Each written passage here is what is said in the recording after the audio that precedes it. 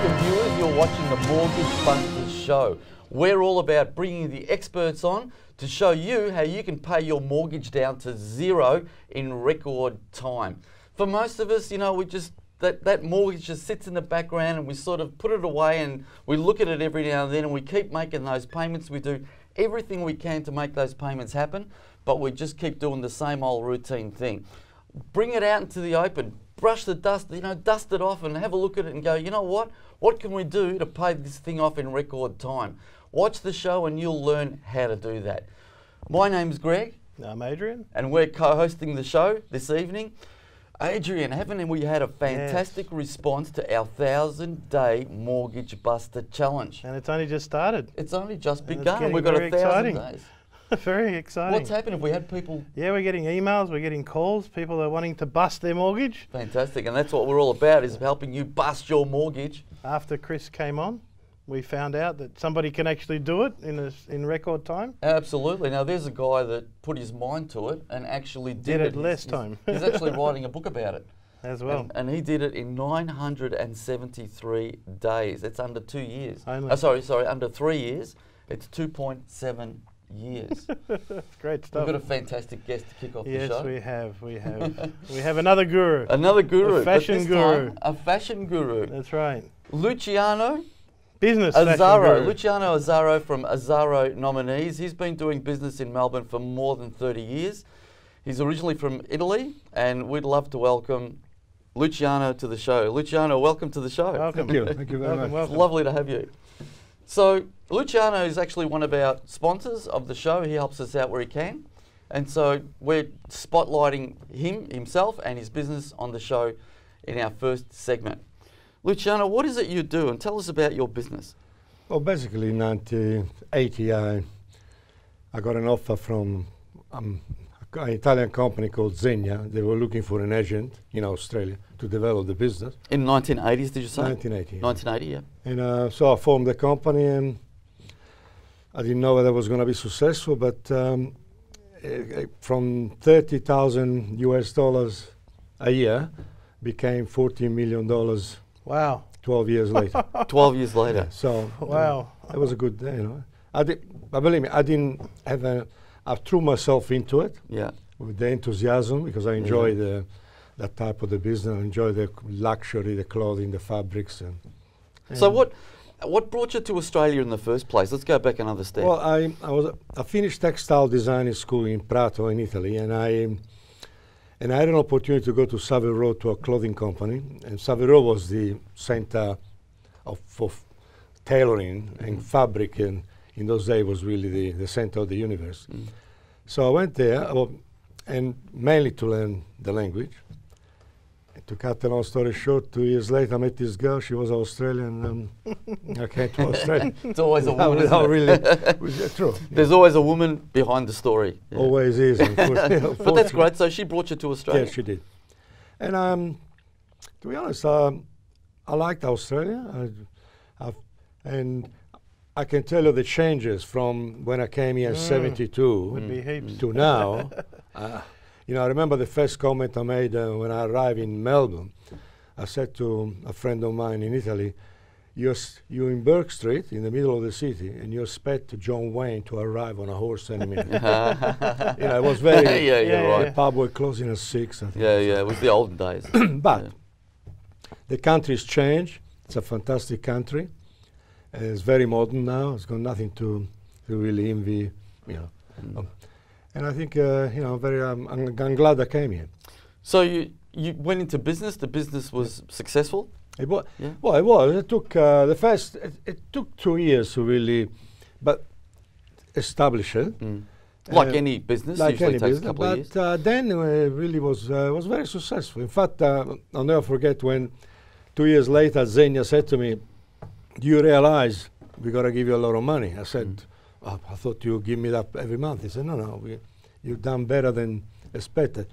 And when I saw the first check, I said, yes, it's good. Made you happy. You know, because I'm the sort of person who, not very good on the numbers, but very good on the with passion. Yeah. Feeling and of course dealing, you're Italian. customer working with Customer people. service, yeah. Yes, very good at that. Well, I know you're Adrian's favourite tailor. Yes. Well, Adrian is Well, very. my story goes back 7 years Yeah. when I first met him. It does. I couldn't find a decent suit at a decent price anywhere. And then I met Luciano and obviously fell in love with all the products that he had there, because they actually could fit me, because not much fits me. Well, you can pay too much for, and he does wholesale, so what do you need to pay? You don't need to pay full price, of course not. So, So Luciano, this show's all about mortgages, of course. Did you, in order to run your business, did you have to use a bank? Did you have to take out, Yes. borrow money, do that? Oh, in the beginning, yeah. Well, the bank borrow money because then we bought 2 properties, the office. You bought the office you operated out of, operated out. and you needed, of course, to borrow for that? Oh, yeah, very heavily. And but we were lucky we repaid back very quickly. Right. Because in those days, business was so good. Yeah. See, the 80s Well, were. did you intentionally do that? You was okay, we're going to pay No, this back. it was my ex-wife. She was the number person. But there you Right, go, right. leverage. See, in action. I threw myself into things. Yeah. And somehow I managed to, but when it comes to numbers, I'm not that good. I need all the help I can get. Yeah, In fair fact, enough. But she helped you pay back the loans as quickly as possible. she was very good at it. helped yeah. you keep your business together. Yes, very good. and got you property that obviously is We served had you well. In yes, the past, yeah. we had a great understanding. You do the selling, she said to me, look after the pro. I do the accounting, which is perfect. Fantastic. So back to property again. It always is back Of to course, property, yeah, isn't it? of course. Yeah. And But cash flow. even now, I mean, got married again, as you know. They say. But you're a real good-looking fella, Luciano. They say that they say when your marriage always tend to take away like a tsunami a lot of things. Yeah. And I can tell you that. Now I rely on. I had a client very good client who's also a finance person, and he organised all my mortgage to buy the new house. Oh, very good. Without Very him. good. And Yeah, they do help. So more. business in Australia can work for you, and property in Australia can work for you. You need Definitely. a bank to help you along the way. and I'm gonna call on you guys to. I like your ideas. Yeah, Because fantastic. I want you to see what I got, and maybe you can advise me to. Yeah, well, Steve's Fantastic. Steve's direct around. me No, to- absolutely. direct you into. Yeah. Well, Definitely. you're a sponsor of the show, and we'll do our best for you as we do for everyone else. We've got to finish up, Luciano, but it's been fantastic to have you. Luciano's store and all his details will be on our website. That's right. Just check it. I'm sure the website address is coming up now. Check it out. Go into the store. You'll find all the best top labels at wholesale prices. You'll never look twice. You'll never find it anywhere else other than Luciano's store in terms of those labels and the prices that you pay. Again, thanks, Luciano. Oh, thank you. We'll Thank see you after the break. Welcome back, viewers. You're watching the Mortgage Busters show, and I'm now with Steve Hudson, our finance expert. Steve, Greg, how are you? I'm good, but We we've lost Adrian. lost Went off with Adrian. Luciano to go and buy a new suit. He's Hey. gone. He just got up and left with Lou. Well, I tell you what though, I mean Luciano, he was a very smart man. Very I mean, dapper. Yeah, well, he nice. deals in all the Versace labels, all the top labels. Yeah, it's a lovely suit. What was the brand he had on? That's That was one of the good ones. one of the good ones. Yeah, One of we the wouldn't good expect any different, would you, really? But I suppose with Luciano, the interesting thing about him that we can take away, particularly for our show, is that he's had investments with property. He's financed those properties to leverage off that and continue and then pay them off. Correct. And Correct. it's a good example. And how's he done that? Through negative gearing. So let's have a bit of a talk about negative gearing. But before we do that though, the 1,000-day Mortgage Busters Challenge, Greg, it's going like a house on fire, It is, which is great. It is, which is great. It's fantastic. People are deciding to take control of their finances. And like Luciano, if they bust their mortgage down, you'll put them into a position to actually create some equity, and they can buy their own investment property. Absolutely. And we'll look at the crunching a little bit on the whiteboard through today's show, and we can have a look at that and how negative gearing can help them to actually. Look, what I've into discovered, Steve, another is house. most people know they know the term negative gearing. They know it refers to property. They know it's apparently a good thing. But explain. Most people, they know of it, but they don't really understand the mechanics of it. Yeah, absolutely, Greg. And there's a lot of talk in the marketplace about it. And it's either negative or positive gearing. And the difference basically is, in a nutshell, we'll put some figures up so we can just crystallise and visualise and see what the numbers are. But it's basically your rent, which is your incomings, and your outgoings is things like interest, depreciations, rental expenses against the rent. And if that's a negative figure, then it's what they call negative gearing. Okay, there's other experts in the industry will say, no, Stephen, that's not quite right. But for a general view, that's where it is. So what if you've got a rental property in place, you get income from it, you get rent, and I guess you include the tax deductions as well, and that's amount X, and then you've got your expenses, which is the interest and all your rental expenses, and that's Y.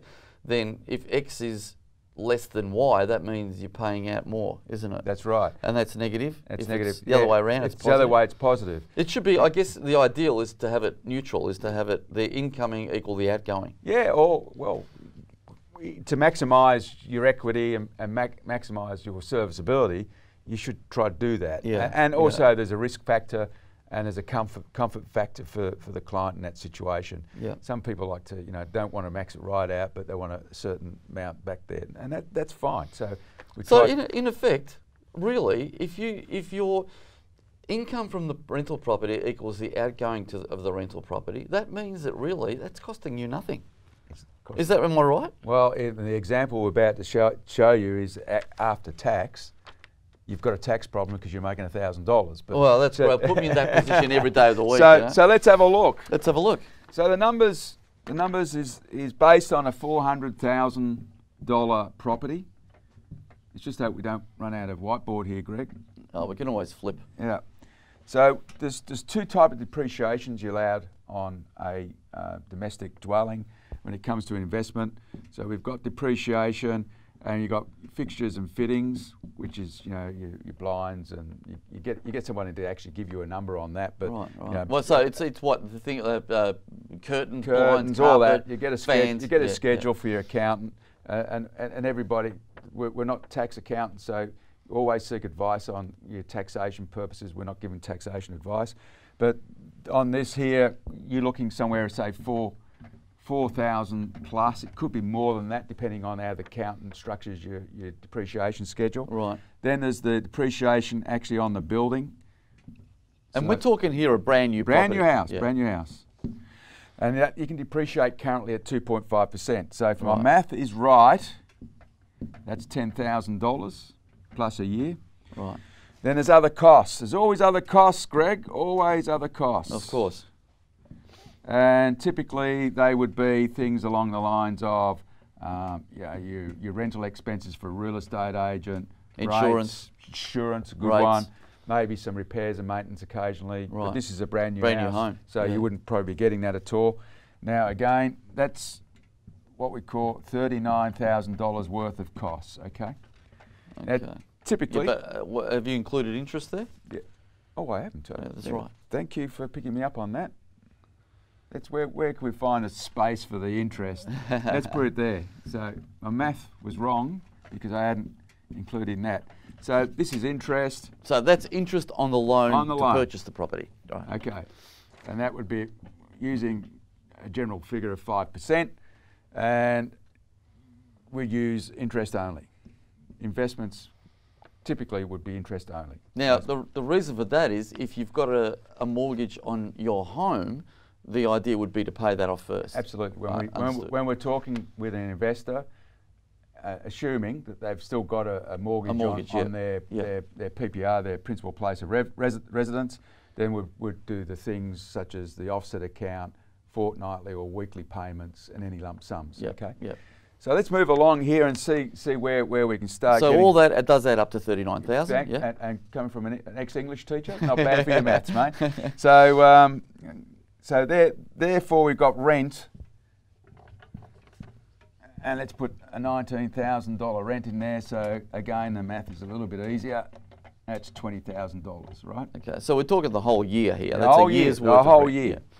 Now this is where it comes into. So if you're on $80,000, and this is where negative gearing comes in, you've got a negative position here, and this is what we're talking about when it comes to negative. Your expenses is greater than your rent, and how do you use that to offset? So we use your tax. We use the tax that you'll be paying to the government to alleviate this pressure. So with tax on an $80,000 income, is approximately $19,000, right?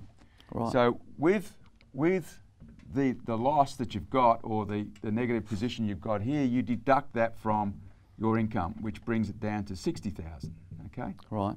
So now your tax on $60,000 is in the vicinity of $12,000.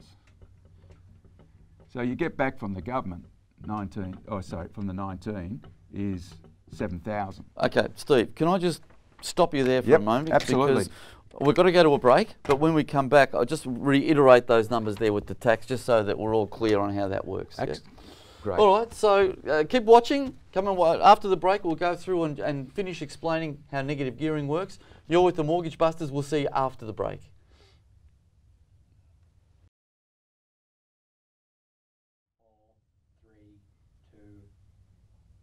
Welcome back, viewers. You're with the Mortgage Busters show, and we're with Steve Hudson, who's taking us through negative gearing. Steve. Great. Wonder how Adrian's going, mate. Yeah, I wonder. He's probably onto his 5th suit by now. I hope not. But yes, let's look at what we just put up as far as negative gearing goes. Right. We had a quick discussion during the break, and we thought we'd just have another look at some of these costs and put it under cash flow. These are actually what's going to come out of your pocket and what's going to come back into your pocket. That's what we're really concerned about with, isn't it? Yeah, absolutely. What mate. goes out of my pocket and what comes back into my pocket, because we have to live from week to week. Exactly. So interest is a real cost that comes out of your pocket. Right. So we leave that in. Depreciation, while we can claim it against our tax position, it's a paper adjustment, right? So A book adjustment. A book adjustment's a great word. So the accountant does that. The accountant does that. So we'll cross this one out for the time being. Then depreciation on the building, we'll cross that out as well. So we get the benefit of it, but absolutely. it's not a cash expense that we have to pay out or that we receive. Correct. Correct. So the cash that's going out in this situation is the 20 and the 5. So we've got outgoing cash out of your bank account, 25K. So that's 20,000 worth of interest that we have to pay on the loan, interest only, and 5,000 of other costs like agents' fees, insurances, landlord's insurance, all that sort of stuff. Correct. Yeah, beautiful. That's it. So coming in cash, we've got the rent, which is 19. Right. And we get a nice big healthy check back from the tax department. Beautiful. Now, just a side note to that, you can actually get that back pay to pay. So if you're paid monthly, your accountant can do an adjustment with the ATO who tells your employer that then they tax you at a different rate and you get that $7,000 over the journey. Government's good to us. Yeah, Government is good to investors, let me say that. So can I just, I'm pretending that I'm one of the viewers, yes, right? And certainly. this is the question I'd say. So this person that's doing this is on, let's say, 80,000. Yep. He's paying 19,000 in tax on his 80,000. Correct. Okay. Thereabouts. In this situation now, he's earning 80,000, but he's got 20,000 worth of deductions. Yes, both paper adjustments and cash adjustments. Cash right. adjustments. Fair enough. Which brings him down to a taxable income of 60,000. Yes. Which means now he's only paying 12,000 in tax. Yes. But in reality, he's now earning 99 because he's got his 80 plus the rent. Well, he's actually yes. But we've written off that 99 with a $39,000 basic correct. adjustment. I'm with you. Yep. So the difference between that $12,000 tax that he should have been paid, and if they paid it during the year and now getting the $7,000 back at the end of the year as one big chunk. As one big chunk. Yep. It's a $7,000 check in this example. Yep. Back from the tax department. Correct. Okay. Yeah, I'm with you. So that's cash in your pocket, mate. Cash in your pocket. Absolutely. So 19 plus 7? 26. 26. So we've got $1,000 more left over of all the expenses that's cash. So I've gone out, bought this investment property, and after 1 year, it's actually put $1,000 into my pocket. In this scenario, exactly. After expenses, after everything. After everything. Someone, and it's going. This property should, you know, all things being reasonable, should double in around about 10 years' time. So yes, I mean, you know, we say that property doubles every 10. So you know, it's sometimes in different markets it goes up a lot quicker. Of course. So $1,000. This is what we would say is after tax, cash flow positive. Fantastic. I don't know of any better deal than that, Steve. No, it's magnificent, isn't it? It is magnificent. Yeah. So we can actually use that, Greg, to show the viewers how they can get into a property like that. So let's just flip the board. It's a whole different experience to going out and buying a home to live in. No, absolutely. And Hamish McDougall from Aspired Homes went through that with us a couple of weeks back. He did. Where he was talking about where it's your own home, you'll spend probably 8 hours picking out the colours. When it comes to an investment, the company will do it for them. Of course. Neutral colours. Yep. So with this situation, we've spoken about chunking a fair bit over the last weeks and how that works. And we'll briefly just go through with a customer that, say, got a $400,000 property, and they've chunked it down to, say, $200,000 loan, and that's what's left on their mortgage. We can now use that $200,000 to get them into an investment property, and it doesn't cost them a cent. Actually, can we make that 200 180? And 180. Yeah, make that 180. So that you want that because the 200 and the 200 might be confusing, if you know what I mean. Okay. So in this case, he's got 220,000 worth of equity. That's right. Yeah. Yeah. I see your point. So we've got $200,000 worth of equity. So this is the way I show my clients, is that this is their house that they live in. I call that the principal place of residence. Right. And they've got that $200,000 equity in there. 220. 220, sorry. The banks like you to structure it more along this lines, and again, clients should go and get tax advice on that, where they actually put 20% equity into the loan in cash and have an 80% loan against the investment. Right. Other investment advisors or tax accounts will say that you should have your investment loan 100% geared against your property. Right. But we can use a term called cross-collateralisation. Don't get me to spell it, but here we go. We can use this property without using 1 cent of your money out of your own pocket by buying another property for $400,000 and actually mortgage that up, and you get the full tax benefits like what we were showing before with the tax. And if it works right with the same rent and everything, your tax rates, depending how much tax you're paying and what you're earning, you could end up with an after-tax property making money for you. Making money for, just like that example. Just like that example. Yeah. So, and you can continue without trying to scare viewers, but you can go down as deep as you like, as long as you've got that equity and you've got the serviceability to keep on going. Remembering we can use the rents in your serviceability. Yeah.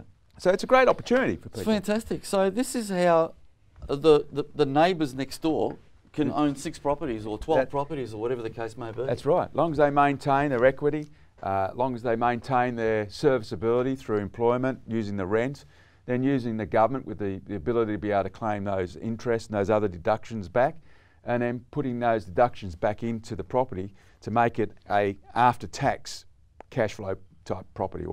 What a fantastic! I love it. To me, it's a work of art. It is. It is. It is. All right, Steve. We have to finish. Time's Correct. up. But this is just such a fantastic opportunity for people. I guess most people know about it. They just don't really understand the mechanics of it. But that's helped us a lot today, Steve. So thanks very much. No worries, Greg. Thanks. All right, viewers. Until next time, on behalf of Adrian, who was here earlier, out buying suits somewhere, Stephen and myself, we'll see you next week.